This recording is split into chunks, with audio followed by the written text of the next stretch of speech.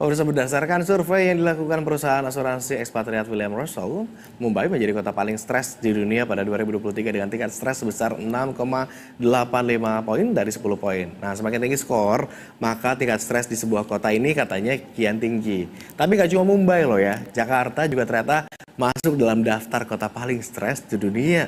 Ya, ini berada di urutan ke berapa ya? Kita lihat liputan yang berikut ini.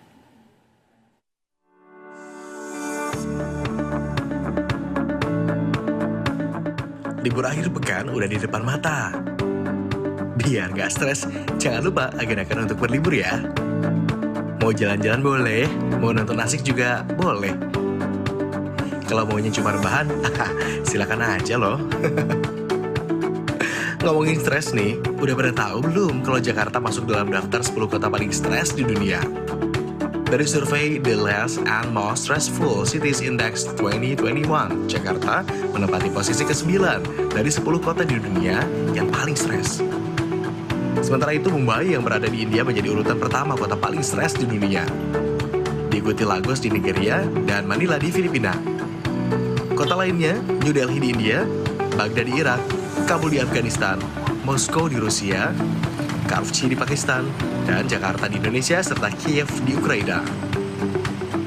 Kabarnya nih, penelitian ini diambil dari 15 indikator, yakni faktor struktural dan lingkungan, keselamatan, tingkat pengangguran, polusi udara, kepadatan, jaminan sosial, kesehatan mental, akses layanan kesehatan, dan lainnya. Untuk Jakarta sendiri tercatat sebagai negara paling stres karena beberapa kali menduduki peringkat atas sebagai kota dengan polusi udara paling buruk di dunia menurut IQR. Bahkan, World Economic Forum memprediksi Jakarta akan tenggelam pada tahun 2100. Duh, jadi prihatin ya. Rasa stres sebenarnya kerap muncul karena kekhawatiran diri dalam menghadapi masalah pribadi dan juga pengaruh lingkungan tempat tinggal. Dilansir dari Headline, sebuah studi menemukan penduduk perkotaan 21% lebih mengalami gangguan kecemasan dan 39% lebih menderita gangguan mood dibandingkan penduduk yang tinggal di desa. Meski disebut kota paling stres, kita yang tinggal di Jakarta paling nggak bisa menghadapinya dengan santuy ya, agar stres nggak semakin berat atau menimbulkan masalah kesehatan. Tim Liputan, BTV. Ya, proses stres berkepanjangan emang bisa menimbulkan masalah kesehatan. Lalu bagaimana kemudian dampaknya bagi masyarakat? Untuk mengetahuinya kita segera terhubung dengan pengamat sosial, ada Mbak Devi Ramawati. Selamat pagi Mbak Devi. Selamat pagi Mas. Mbak Devi, makasih udah berkenan bergabung lagi bersama kami di obrolan pagi. Menurut kacamata pengamat sosial, layakkah Mbak Devi Jakarta disebut sebagai kota salah satu kota yang paling stres di dunia? Ya, dalam konteks sosial, dari 15 indikator tadi, misalnya bagaimana satu kemacetan di Jakarta mengakibatkan manusia-manusia di Jakarta atau sekitarnya, karena sebenarnya yang disebut Jakarta itu tidak benar-benar Jakartanya gitu, artinya orang-orang di sekitarnya yang kemudian tiap hari ulang-alik gitu ya, bolak-balik Jakarta Depok, Jakarta Bekasi, Jakarta Bogor dan sebagainya, ini yang berpotensi kemudian mengalami stres sosial. Menurut saya stres sosial itu apa? Kita semakin terisolasi dari komunikasi sosial, mengingat kita tidak memiliki waktu yang lebih leluasa untuk bisa bercengkerama dengan kerabat, dengan teman dan sebagainya, karena satu, misalnya teman-teman yang harus ulang-alik atau bolak-balik tadi itu harus berangkat jauh lebih pagi, lalu kemudian ketika pulang harus bertarung dengan kemacetan dan kepadatan yang kemudian tadi dampaknya kalau dari segi penilaian kan karena polusi cuaca.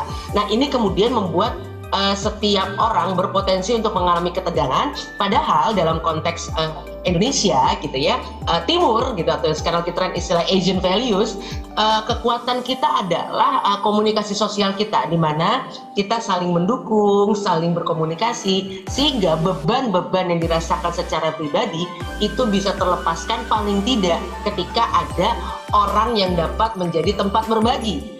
Persoalannya sekarang semua orang asik masuk dengan kelelahannya sendiri, kecapeannya sendiri, sehingga tidak ada lagi waktu untuk saling berkomunikasi secara sosial.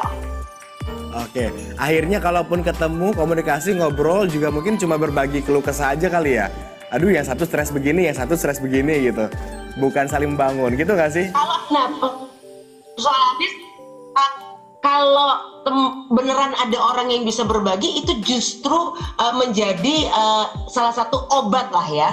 Tapi problemnya sekarang karena kesempatan untuk bertemu sulit, yang terjadi adalah mohon maaf, dengan kehadiran digital orang saling melampiaskan kekesalannya, kelelahannya itu di ruang digital, yang justru malah bagaikan bumerang, dia justru berbalik menimbulkan tambahan stres lagi, karena konten negatif khususnya kemarahan itu sangat mudah kemudian tersebar, yang justru akibatnya terhadap mental adalah malah semakin membuat kita depresi, karena berita yang kita baca, konten yang kita konsumsi buat jiwa kita itu konten-konten yang beracun, yang berasal dari orang-orang yang tidak punya kesempatan untuk melampiaskan itu dengan berbagi dengan sesama manusia beneran, itu melampiaskannya tanpa filter, karena kan kalau di ruang digital Anda bisa jadi namanya berbeda, identitas Anda berbeda, jadi Anda bisa begitu kasar, begitu tidak menyenangkannya, yang akhirnya membuat itu ketika tersebar dan semua orang melakukan hal yang sama, maka kita sama-sama akan menelan racun konten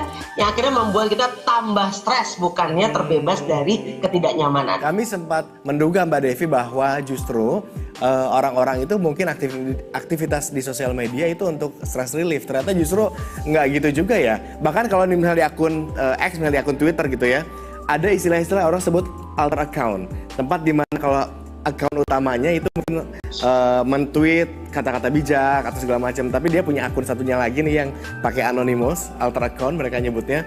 Ini akunnya istilahnya untuk mencurahkan hati yang benar-benar, yang marah-marah, mungkin yang maki-maki. Kami sempat menduga hal kayak gitu dilakukan untuk stress relief, tapi ternyata justru itu tambah bikin stres juga. Ya karena kalau semua orang melakukan hal tersebut dan akhirnya mohon maaf, ilustrasinya mungkin agak kurang nyaman, tapi bayangkan kalau semua orang mohon maaf meludah sembarangan sebagai ekspresi ketidaknyamanan, apakah kemudian akhirnya membuat kita jadi lebih nyaman? Kan tidak. Bayangkan semua orang mengumpat, memaki, membuli di ruang digital dengan alter account-nya, sedangkan kita semua ada di situ. Yang terjadi adalah kita menelan gizi jiwa yang buruk itu, yang akhirnya membuat kita malah semakin terpuruk. Mbak Devi, dengan kata lain berarti kalau misalnya ada yang menyebut bahwa tingkat stres masing-masing individu ini bisa berdampak pada hubungan baik antara sesama individu secara sosial. Artinya ini juga yang bisa kita angkat fenomena ini, begitu? Iya, karena sekarang kan ketika kota Jakarta yang begitu padat, lalu kemudian tuntutan ekonomi dunia akibat pandemi, semua orang nggak cukup punya satu pekerjaan gitu ya untuk membiayai kehidupan hari ini, maka semua orang disibukkan dengan aktivitas ekonomi yang waktunya untuk bersantai, berdialog dengan diri sendiri, apalagi berdialog dengan manusia beneran, itu tidak terjadi.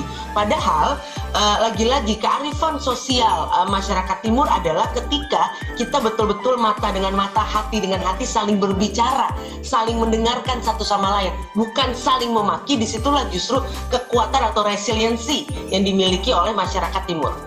Oke, Mbak Devi, tapi masih bisakah kita yang udah kadung nih terjebak di Jakarta, saya nggak bilang terjebak ya, maksudnya kita yang sudah ada di Jakarta, masih bisakah kita terhindar dari tingkatan stres yang tinggi, atau paling nggak kalau nggak bilang terhindar, mungkin direduce tingkatan stresnya? Ya, ini memang harus pinter-pinter untuk akrobat dengan waktu. Ya, artinya salah satu stress relief yang paling organik atau paling alami adalah dengan olahraga, gitu ya. Karena dengan olahraga kita bisa mengalir, kita bisa memiliki keringat yang kemudian satu, kita jadinya fokusnya lelahnya kepada bukan kepada hal-hal yang membuat kita lelah secara mental tadi, tapi terbantu karena fisik kita kemudian sehat. Karena yang paling berbahaya dari mental adalah ketika fisik juga tidak sehat. Itu kita akan mengalami kelelahan yang luar biasa. Dan kalau ada waktu luang yang cukup, sebaiknya justru hindari untuk terus-menerus tersambung dengan digital. Lebih baik Anda beristirahat, tidur dan sebagainya. Karena ketika fisik Anda kuat, serangan mental, stres yang seperti apapun Anda akan kuat. Kalau tidak, itu akan jebol. Hindari faktor-faktor dampak-dampak negatif dari sosial media, dari dunia digital begitu, kemudian berolahraga. Selain olahraga, mungkinkah kita interaksi sosial begitu dengan warga di dunia nyata, di mana kira-kira kita bisa bertemu dengan orang-orang yang memberikan dampak positif?